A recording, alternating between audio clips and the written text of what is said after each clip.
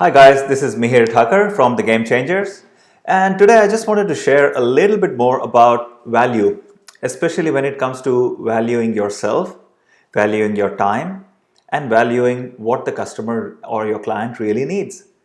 Lately, I've come across quite a few service providers, coaches, consultants who are sitting in that framework of, especially if they are in the beginning stage at some level, they are sitting in the space of how much do I charge for my services? And if I charge higher, do I feel valuable enough? Am I worth it or not? Now, here's the long and short of this. And without meaning to sound condescending or offensive to anybody, the whole crux of this whole value thing, am I worth it? It's a moot point. It just doesn't cut it. It's not the right game to be playing in the first place, right? Here's why.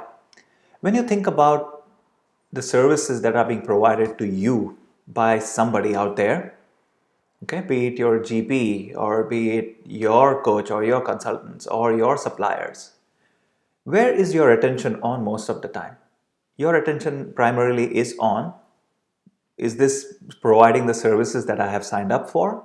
Am I getting what I have paid for? And is it delivering and helping me to reach the next level of my results? At no point in your thinking have you ever paused to ask, is this person worth paying that much?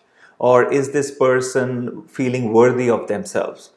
Right? Or how much time they are putting in, etc. There might be some consideration around it, but that's not the top of your mind thinking, right? So, what does this mean? This means that the factors that we assess ourselves by, we say, oh, I'm going to put in so much time. That means I should charge this much amount of time, amount of money for my labor. Or I feel I have done a lot of work on myself. I have put in a lot of hours on personal development, and that's why I'm a better person. And that's why I'm totally worth it to be able to charge thousands of dollars a month in my services. To be honest, it doesn't make any difference to the end user, to the end customer. So if you can actually put those two aspects aside, because your time is worth to you something, but it's not worth anything to anybody else. And I've learned this bitter truth the hard way in having worked with clients thinking that I was putting days and days in creating something meaningful, but all they were focused on was the result. They didn't care how much time I put in for that. So what you can start doing in the new framework of thinking about your value equation is putting aside the amount of time that it would need for you to do that and your own worthiness or unworthiness or whichever space you might be in, which is a separate conversation topic altogether. What is it that the key result that the client wants and values for which they are going to pay 10 times more, and how can you position yourself in that direction? Moment you ask this one simple question, it absolutely separates you out from any of the stuff that might be going on in your head, in your heart, wherever it may be.